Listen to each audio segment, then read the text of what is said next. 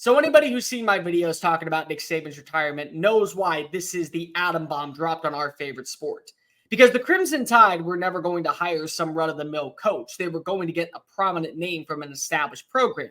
But when they lose their head coach, that means that they need to go get a prominent name from an established program. And then that established program needs to go ahead and hire a solidified head coach from an up-and-coming school. And then that up-and-coming school has to hire a now qualified head coach, which means that that school where they hire him from needs to hire an up-and-comer. Thus, with the entire axis of coaching searches and the transfer portal staying open later than ever before.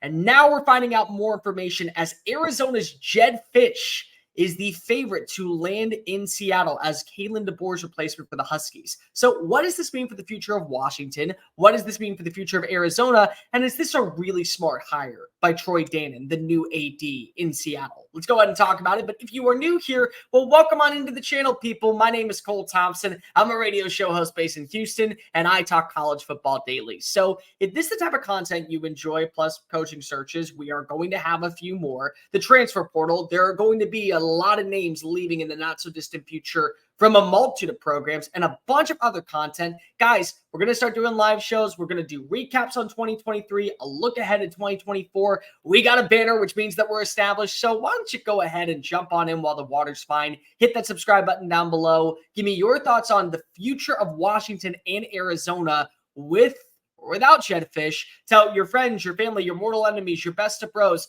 Washington faithful, Arizona fanatics, and college football aficionados everywhere about this channel, because we're on the race to 5,000 subscribers, then 25,000, then 50,000, and ultimately 100,000. And ladies and gentlemen, I think you know that we're going to get there. So why don't you go ahead and welcome on into the party. Go ahead and follow me on social media at Mr. Cole Thompson. That way, conversations surrounding our favorite sport never have to stop flowing. This is about as good as a hire as one could ask for. There was going to be a list of names that absolutely deserve consideration, especially by a new athletic director that wanted to create his own persona. This is the reason why I understand why Ryan Grubb did not get the job in Seattle. Now, personally, that would have been my first phone call simply because of continuity. You understand that you have a process, that players are buying into a certain persona, and because of it, you want to continue to keep morale at an all-time high. But Jen Cohen did this when she came on as the new athletic director in Washington when Chris Peterson said goodbye. Jimmy Lake came in. And Jimmy Lake may have been a loyal disciple of Chris Peterson, but he wasn't Chris Peterson 2.0. And he ended up really hurting the program to where they had to make a change. And ultimately, it led to some of the sweetest times in Seattle in a hot minute with Kalen DeBoer. But just because he is DeBoer disciple does not mean he is going to be DeBoer 2.0. So Dannen wanted to create his own search. And naturally, he's allowed to do that as the AD of a program. But you look at some of the names that were going to be brought up in conversation. Chris Klieman at Kansas State, Lance Leipold at Kansas. You could definitely throw in, I would say, Kyle Whittingham as a dark horse. Maybe if you want to, Pete Carroll. I really didn't see any other names besides the ones I listed. And Jedd Fisch was absolutely a candidate that I listed for this job. Here's the reason why. ADs usually have a certain persona that they want to carry and emulate with their programs, and they usually don't change that backing that often. When Troy Dannen was hired at Tulane, he made one influential hire. It was Willie Fritz. Fritz not only was one of the best things to ever come to New Orleans, but he was a proven winner, and he had roots everywhere. He started his career off in Kansas, and then he went down to Texas, and then he won at Blinn Junior College, and he won at Sam Houston State, and he won at Georgia Southern, and he won at then he won at Tulane. So he has roots everywhere, but the same continuous backing regardless of the location. Results spoke volume in every single stop. And that's why Dannen went and hired him. And that's why Dannen is going out to make sure he makes a hire like Jedd Fisch. Fisch is proven everywhere. And he's proven that he can work at the collegiate level, the NFL level, in the cold, in the rain, in the sun, in the snow, in the wetness, in the dry, in the heat. He's done it all. And he's done it at a very high level at both the NFL and collegiate level, whether that be as the OC at Michigan, the OC at Miami. One of the best OCs Miami's had in a hot minute. Did it at the NFL level with the Texans, with the Vikings, with the Patriots, 6 other teams, if I'm not mistaken. So you can't say that this is a guy that ends up just being stuck in one location. Like, we're talking right now about Kalen DeBoer and what he has to do to establish that Southern culture down in Tuscaloosa, Alabama, and how the Alabama Southern Tide is going to be able to hold him back. Well, no, it's not, because Kalen DeBoer has won everywhere. He's from South Dakota, and he didn't have a lot of experience on the West Coast, but that didn't stop him from turning Fresno State into a legit contender in the Mountain West and Washington into a national championship team. The same thing goes for Jedd Fisch. Consistent growth is the first selling point that you want. And because of it is Washington, which I would say is at this point a solidified quality program. It's not elite, but it is a good job. It's a very good job. And for some, it's actually probably the best job that you could ever possibly imagine getting. And that's where Fisch kind of falls in line. He was a name that a lot of people were targeting at Texas A&M.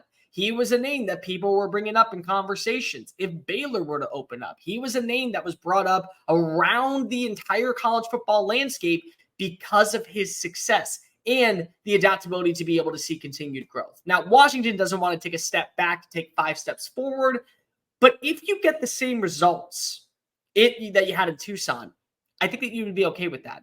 Year 1, you go 1-11. Year 2, you go 5-7. But you do find a very up-and-coming wide receiver, and you work the transfer portal a little bit in your favor.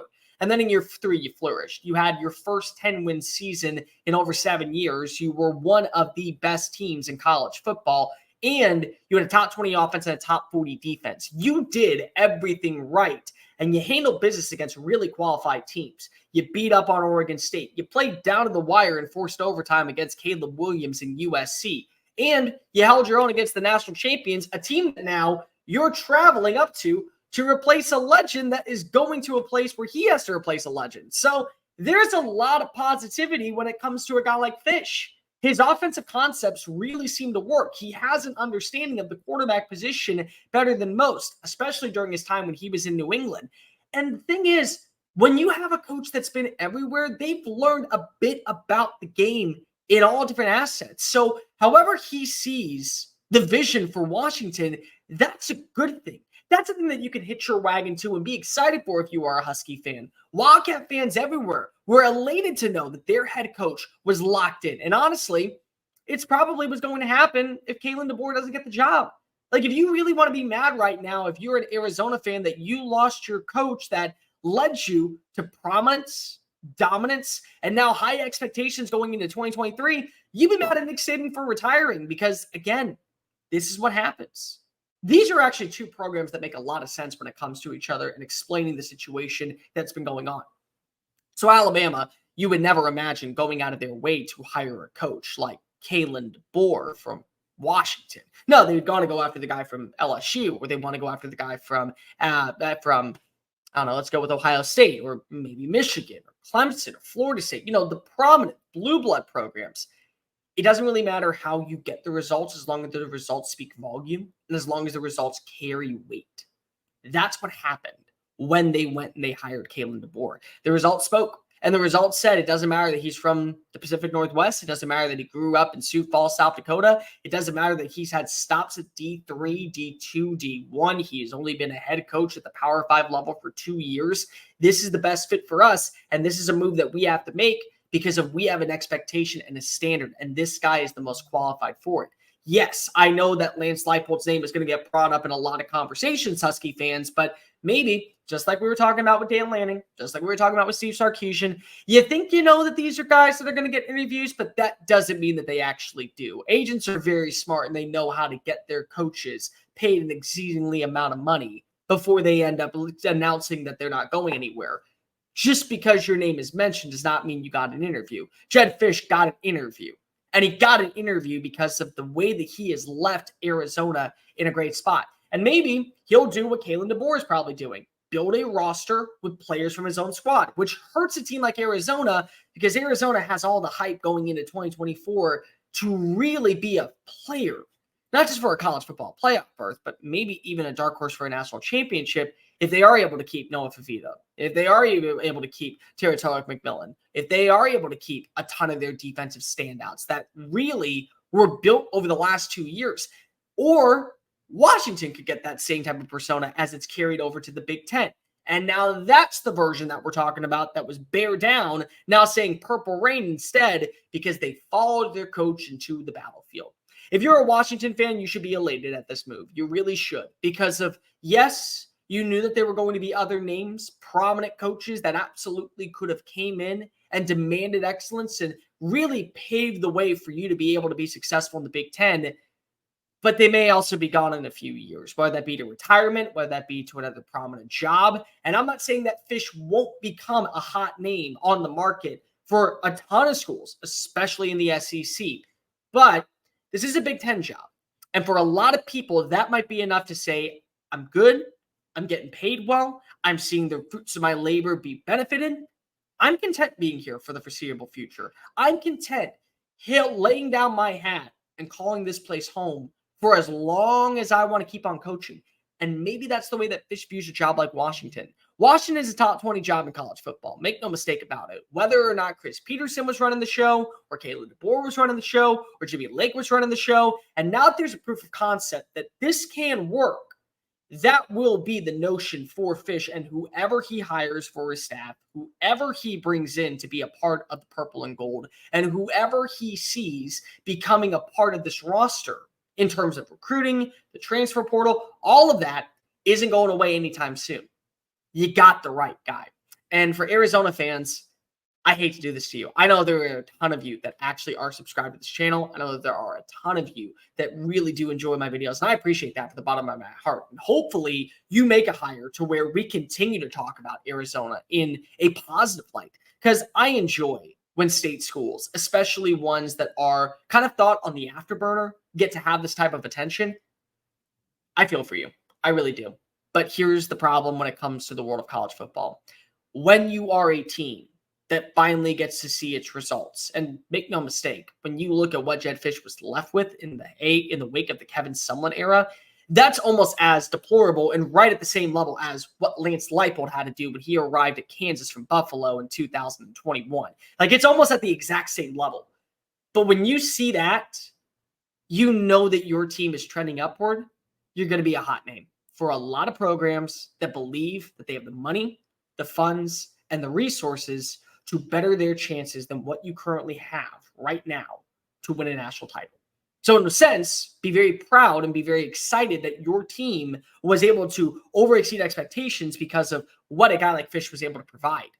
But also be warned, when you are a program like Arizona, when you are a program like Washington, when you are programs that don't carry that same enigma at the highest level, these are going to be things that happen to you. I believe that this is a great job right now. I believe if you're able to convince guys like Fafita and T-Mac and a bunch of the defensive players to stick around and not leave via the portal, it's an even better job. And with the right mind leading the charge, you can still be a player in the Big 12. But nothing is guaranteed anymore. Sometimes a great season is simply a great season because you know that your season will be watched by other programs now in need of a head coach.